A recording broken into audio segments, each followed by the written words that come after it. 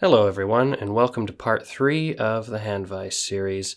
In the previous video, we tried cutting with a hacksaw, and as you'll see in this one, the adventure continues with a broken end mill. So what I'm doing here is I'm just going to be cheating a little bit by drilling a whole bunch of holes really close together and then sawing through that so that it can go much straighter and I don't have to worry about breaking an end mill by making too deep of a cut. Now it's all going to go fairly quickly. I'm speeding this up about 500%, or no, maybe it's about 1,000% actually. In any case, there's going to be mostly machining in this video. Now as you can see, I'm using WD-40 for lubricant. This may not be the best lubricant to use, but it is very easy to apply, very easy to clean up, and it seems to work reasonably well for the most part. I even use it a little bit for tapping, depending on what material I'm using. But a thicker oil or even an oil soap is better for things like that. Now, as you can see, I cut through the drilled out portions with a hacksaw. I don't actually have the footage of that, unfortunately. I don't know what happened to it. But here we're cleaning it up with a larger end mill. I believe this is a 3/4 inch end mill. I basically just got the biggest one that I have. The hardest part of this, as far as getting a good finish, is the stuff on the side of the end mill because it's a large cutting surface and there's a lot of chatter. But we'll be able to use a file to make that a little bit better afterwards. This piece here is a little easier. It's just a single flat surface that I've just got to level out. Just a couple of passes. Now this mill is actually really quite good. However, when you're doing really heavy cuts like this, there's quite a bit of vibration, and when you have a vise that's not the best quality like mine is, you have a lot of movement in the spacers that you use, especially when you're using parallels. My vise jaws actually lift slightly when they tighten down, which isn't a feature, it's a defect, but I made the vise myself, so what can you expect? Now up here you're going to see a very precarious setup, and you'll see what happens when you don't have something properly secured. Yeah, you'll see it started to move, and especially when you're doing heavier cuts, that deflection is really quite immense.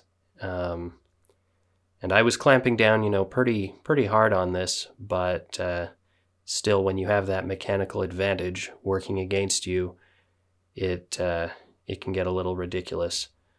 But I put it more close to the center of the jaws, and mine have a better clamping strength on the center because that's where the screw that actually pushes it is centered, obviously.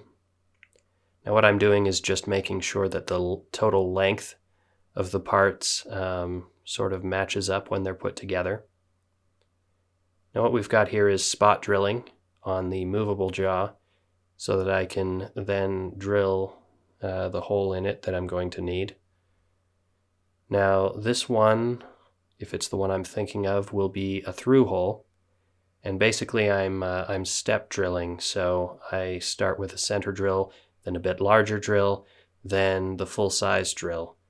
That makes it easier for it to drill through without too much rubbing. Now, I'm doing the same thing on the fixed jaw, except on this one, part of the fixed jaw will be a complete through hole, and part of it will be a threaded hole, as you can see here. Now, I'm using WD-40 for threading on this, and that's not terrible, but it's maybe not the best. Right here we've got the nut that we're machining, and it's made out of brass. I just like the aesthetic look of it. I could have easily made it out of any old piece of steel, but I like the look of brass when it's all polished up. Now we're going to be center drilling it so that I can drill it and then thread it.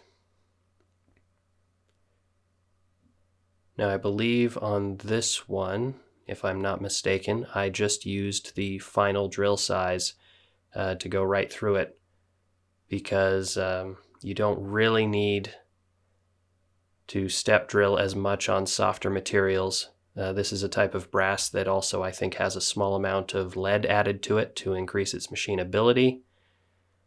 As you can see, we got that threaded rod in there. Oh, and you see I didn't tighten it down quite enough, so it's rotating in there. Basically, I just have the whole thing clamped together as hard as I can so that I can try and get everything level. And this is really kind of a technique that's useful for home machinists, but not so much for a production environment. For home machinists, since most of your projects are one-offs, you don't really need to work to specific dimensions as long as everything in the project works together. As you can see, we're still getting rotation, even though I tightened it a bit. And there we go. Now I finally change my setup so as I can get a good surface there that I can clamp on and then tighten it down. Now as I was saying, in a production environment, you would want to work to dimensions because you're wanting to presumably make more than one of a thing. But in the home shop, you can just do whatever works, and as long as everything fits together and works together, it's fine. Just solder that up. So this is what we've got so far.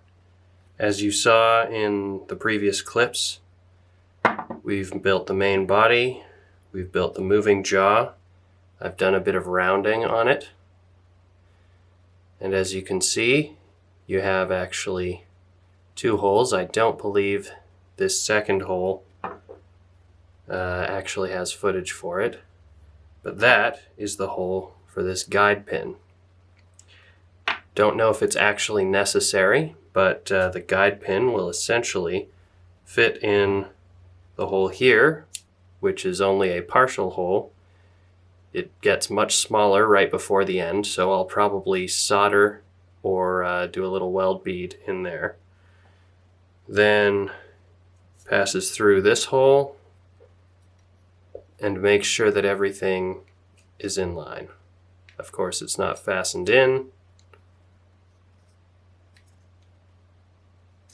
but you can see that's how that works. Now, the last clip you saw was probably the soldering of this. I've done quite a bit of finishing since then. There we go. As you can see, that is the point that I soldered, and I polished it up nice and good, and so now it won't move.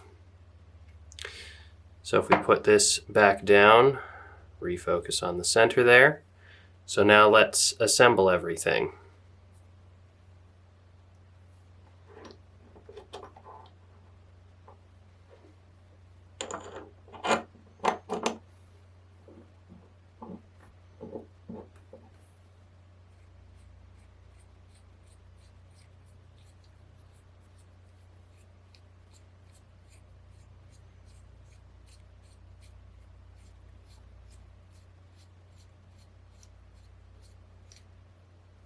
There we go. As you can see, you turn this.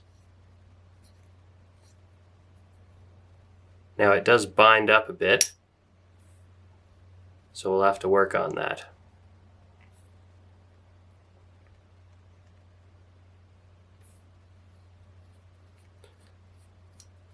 Now, as you can see, it doesn't move with it, so you gotta go like that. I don't see that as a problem. The main problem I see is the binding there, which we'll have to work on. maybe I'll just be able to smooth it up. You see, sometimes it's good, so I might just lube it up a bit. Anyway, that is our progress so far. I hope you like it, and we'll be doing more in the next video.